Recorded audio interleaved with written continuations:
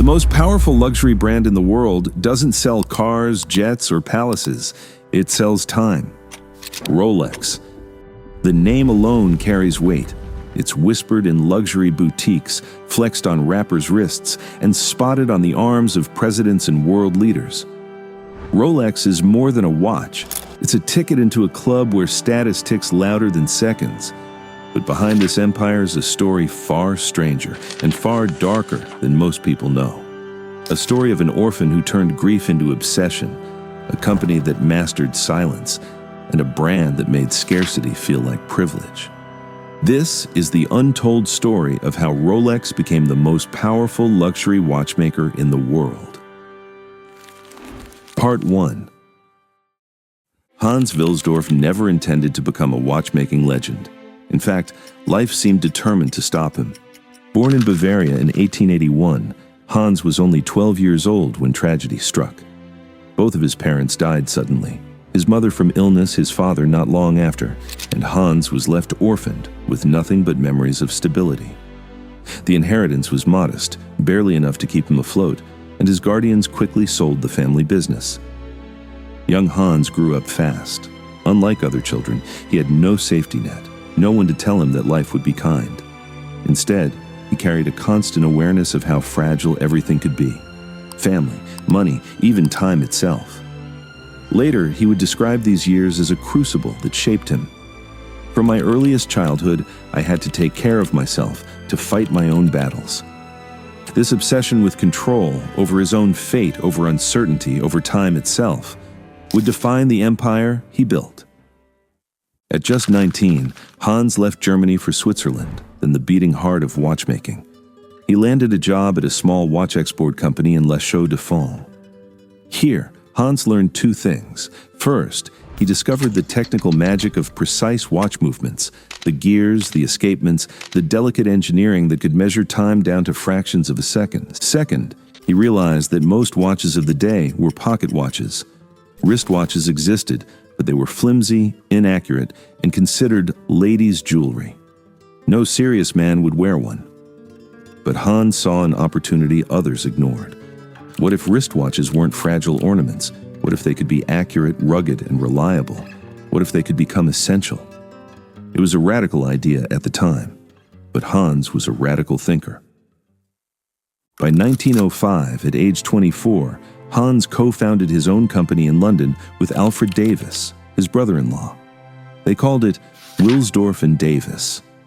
Their mission was clear: create wristwatches accurate enough for men to wear with pride. The problem?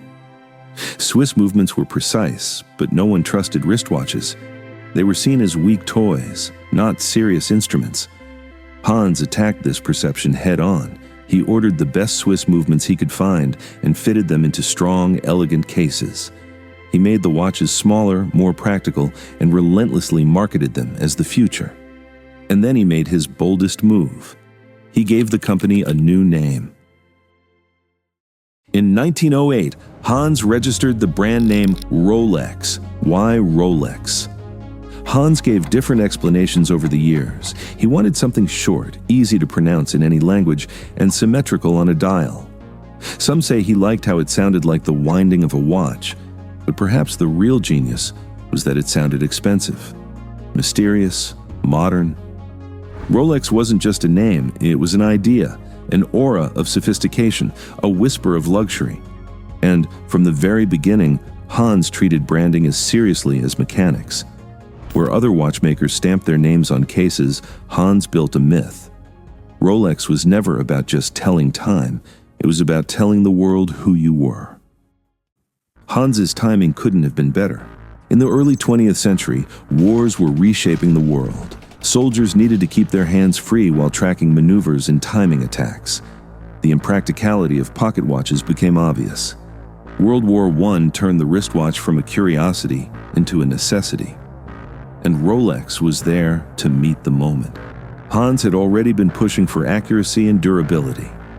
In 1910, a Rolex became the first wristwatch to receive a Swiss certificate of chronometric precision.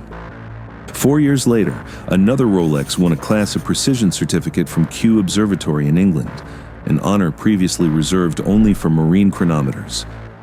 Rolex was no longer just a watch, it was proof. Proof that a wristwatch could be as reliable as the world's best instruments. Hans wasn't satisfied with precision alone. He wanted Rolex to be unbreakable. In 1926, he unveiled the Rolex Oyster, the world's first waterproof wristwatch. To prove it, he staged a marketing stunt that would become legendary. Mercedes Gleitze, already famed for crossing the English Channel, attempted a repeat swim wearing a Rolex Oyster. She failed to finish, but the watch didn't. It emerged ticking perfectly. Hans turned this into front-page news. He filled shop windows with aquariums full of Rolex oysters ticking underwater for all to see. It was a masterstroke. Rolex wasn't just a tool, it was a story. And every story built the legend bigger. By now, Rolex had become more than engineering. It was about psychology. When you bought a Rolex, you weren't just buying a timepiece. You were buying certainty, precision, permanence. Hans understood something most luxury brands didn't. People don't want watches. They want what watches mean. To the war hero, it meant reliability. To the explorer, durability. To the wealthy banker, status. Rolex became a mirror, reflecting whatever story the wearer wanted to tell. And as Hans tightened his grip on branding, Rolex rose higher. Other watchmakers competed on features. Rolex competed on meaning. Part 2. If Rolex mastered precision in the 20th century, it also mastered something more elusive: silence. Rolex is a fortress of secrecy. Unlike other brands that flood the press with stories and statistics, Rolex rarely speaks. It doesn't explain. It doesn't justify. It lets the crown, the golden crown stamped on every dial, do the talking. The result? Mystery. And in luxury, mystery is currency. The company is privately held, owned by a charitable foundation, the Hans Wilsdorf Foundation. That means no shareholders, no quarterly reports, no public scrutiny. Rolex can move in shadows, while competitors must reveal their numbers. This silence feeds the myth. Nobody really knows how many watches Rolex makes each year. Estimates range from 800,000 to over 1 million. Nobody knows the exact profit margins, though they're believed to be astronomical. Nobody knows what goes on in their heavily guarded Swiss facilities, where access is tighter than most military bases. But that's the point. The less you know, the more you imagine. And Rolex has turned imagination into empire. Rolex could flood the world with watches if it wanted to, but it doesn't. Instead, it plays a different game: controlled scarcity. Authorized dealers receive limited shipments, often with no notice. Waiting lists stretch for years. Customers beg, plead, and sometimes bribe to secure a spot. Walking into a boutique with money in hand doesn't mean you'll walk out with a Rolex. And Rolex never confirms or denies whether this scarcity is artificial. It simply allows demand to outstrip supply, fueling the frenzy. Scarcity creates stories. The businessman who waited 5 years for his Submariner, the collector who called in favors for a Daytona, the celebrity who skipped the line. Every denied customer becomes free advertising. Every sold-out model becomes legend. Rolex isn't selling watches, it's selling the experience of wanting one. Behind all of this is the strangest twist of all.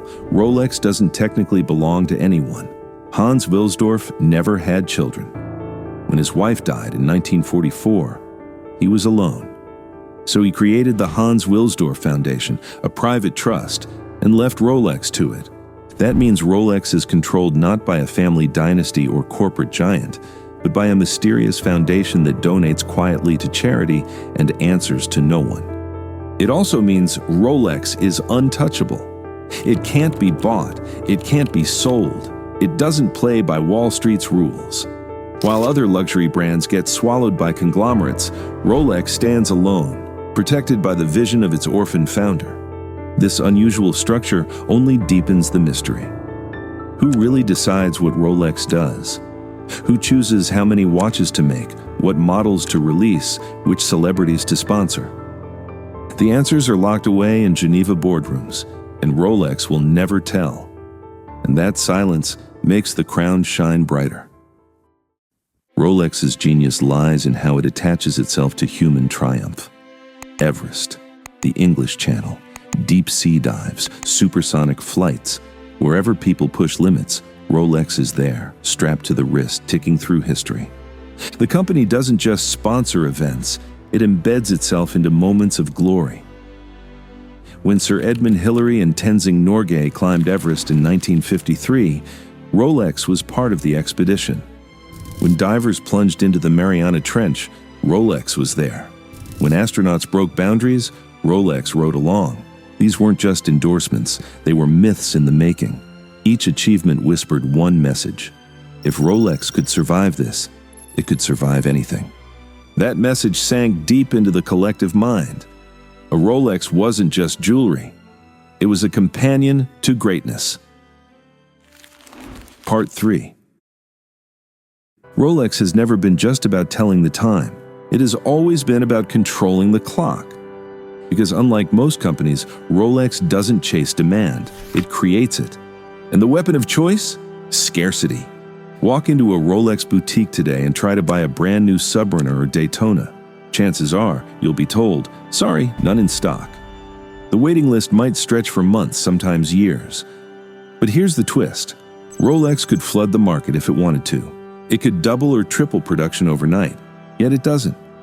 Why? Because luxury isn't about supply, it's about denial. When something is hard to get, it becomes desirable. And Rolex has perfected this game. Every year, Rolex produces over 1 million watches. That makes it one of the largest watchmakers in the world. And yet, somehow, every model feels impossibly rare. How is that possible? It's not by accident. Rolex controls distribution with military precision. Dealers receive carefully rationed stock. Certain models are released in trickles, while others are quietly discontinued, fueling rumors and speculation. Collectors don't just buy Rolex, they hunt for them. And that chase, waiting, guessing, hoping, creates obsession. Some call this strategy scarcity theater. Because while supply exists, the performance of shortage keeps the audience hooked. Think of it as a luxury magic trick. Show the world just enough watches to prove you're alive, but never enough to satisfy the craving. This is why people are willing to pay double, sometimes triple, the retail price on the second-hand market. It's why Rolex dealers have become more like gatekeepers than salespeople. And it's why walking out of a store with a new Rolex feels like winning the lottery. But here's what makes Rolex different from almost any other luxury empire. It doesn't answer to shareholders, it doesn't chase quarterly profits, it doesn't even behave like a normal company. Because technically, Rolex is a charity. In 1945, founder Hans Wilsdorf set up the Hans Wilsdorf Foundation, a private trust that owns Rolex to this day. This means the world's most powerful luxury watchmaker is structured like a non-profit. No flashy stock listings, no billionaire owner flaunting their wealth, just secrecy. How much profit does Rolex make each year? No one outside the inner circle really knows. Analysts estimate it rakes in billions annually. But since the foundation doesn't publish financial reports, the exact number remains locked away, like one of its safes. This aura of mystery isn't a flaw, it's the point. Because in luxury, what you don't say often matters more than what you do. Most luxury brands are tied to a name: Arnault for LVMH, Pinault for Kering, Anelli for Ferrari. But Rolex? It has no billionaire mascot. Its wealth has no face, no family dynasty attached. The fortune sits inside the trust, reinvested into the company, poured back into operations, or quietly donated to causes in Geneva. To the outside world, it looks untouchable, almost mythological. Rolex doesn't just sell watches, it sells the dream of permanence. In an industry where brands collapse, get bought out, or dilute themselves with endless collaborations, Rolex stays apart, silent, unshaken, eternal. At the core of this empire is one simple truth. Owning a Rolex isn't about owning a tool, it's about owning a story. The story that you've made it, that you belong, that you're worthy of a crown. And Rolex doesn't just tell that story, it withholds it until you've worked hard enough or paid high enough to claim it. This isn't just marketing, it's ritual. Every denied customer, every waiting list, every whispered rumor of discontinued models, all of it fuels the legend. The Rolex on your wrist isn't just ticking seconds, it's ticking status. Part 4. If Rolex is the crown of watchmaking, then its jewels are the iconic models that shaped history. Each one isn't just a product, it's a cultural symbol, polished by decades of myth-making. Introduced in 1953, the Rolex Submariner wasn't born as a luxury toy. It was a tool, the world's first wristwatch waterproof to 100 meters. At a time when scuba diving was a daring frontier, Rolex built the ultimate companion. Its rotating bezel let divers track oxygen. Its luminous markers glowed in the abyss. But here's the twist. Most buyers today have never strapped on an oxygen tank. They wear the Submariner not to conquer the ocean, but to conquer boardrooms, nightclubs, and red carpets. James Bond wore it. Not just any Bond. Sean Connery and Dr. Number. Long before Omega took over, Rolex was the spy's silent sidekick.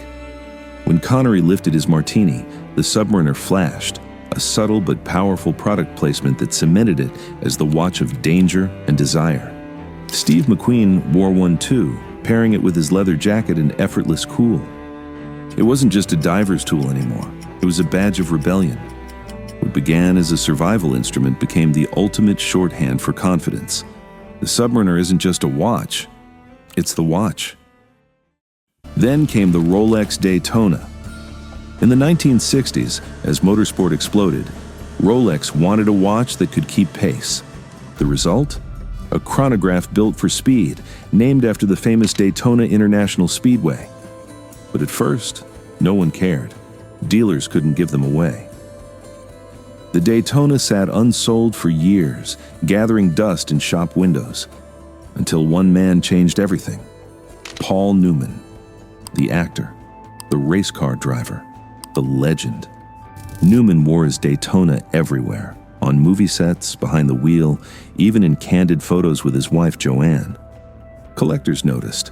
A once-forgotten watch suddenly had a story, and stories drive value. In 2017, Paul Newman's personal Daytona went to auction. The bidding started at $1 million. Within minutes, it rocketed to $10 million. By the time the hammer fell, the final price was $17.8 million. Making it one of the most expensive wristwatches ever sold. The crowd gasped. The headlines wrote themselves. And a model once overlooked became a legend, thanks to the right wrist at the right time. In 1953, the same year the Submariner emerged, another Rolex etched itself into history. The Rolex Explorer. That was the year Edmund Hillary and Tenzing Norgay became the first men to summit Mount Everest. On their wrists? Rolex prototypes. The Explorer was born from that climb, a watch built for extremes. Its design was simple, rugged, understated, no gold, no jewels, just steel and reliability. But its name carried the weight of human achievement. To wear an Explorer wasn't just to wear a watch, it was to wear the spirit of Everest. It was to strap on the proof that mankind could rise higher than ever before. Even today, mountaineers, trekkers, and adventurers buy the Explorer not because they'll climb Everest, but because they want to feel that connection, that brush with greatness. If the Submariner owned the oceans and the Daytona ruled the racetrack, then the Rolex day date conquered politics. Released in 1956, it was the first wristwatch to display both the date and the day spelled out in full. But what made it famous wasn't innovation, it was influence. The day date became the president's watch. Lyndon B. Johnson wore one, so did Ronald Reagan. Leaders, CEOs, and world figures adopted it as the badge of power. Look at photos of LBJ in the Oval Office. His gold day date peeks out from under his cuff as he signs legislation. It wasn't just an accessory, it was a message, a throne for the wrist. To this day, a yellow gold day date signals authority. It doesn't whisper, it declares. The 1950s also saw the rise of the jet age. Intercontinental travel was shrinking the globe, and pilots needed a tool to track multiple time zones. Enter the Rolex GMT Master. Developed with Pan Am Airways, its two-tone bezel allowed wearers to read both home and destination times at once. Pilots loved it. But soon it was more than a pilot's tool. It became the watch of travelers, explorers, and eventually, celebrities. The most famous version? The red and blue bezel, nicknamed the Pepsi. Why Pepsi? Because the colors match the soda giant's logo, and collectors love nicknames. In the 1980s, Tom Selleck wore it in Magnum P.I., Tom Cruise sported one in Cocktail. Each appearance added to its myth. And today, the GMT Pepsi is one of the most sought-after Rolex models in the world. Waiting lists stretch for years, secondary prices soar. A watch designed for pilots now fuels bidding wars among billionaires. What unites all these models is a simple paradox. They were created as instruments of survival, speed, and navigation. But over time, they transcended their purpose. They became icons, each one carrying a story larger than the wrist it adorns. And that's the genius of Rolex. It doesn't just sell watches. It sells legends. Objects that whisper of oceans dived, mountains climbed, races won, and deals sealed. Rolex turned tools into treasures, and treasures into history.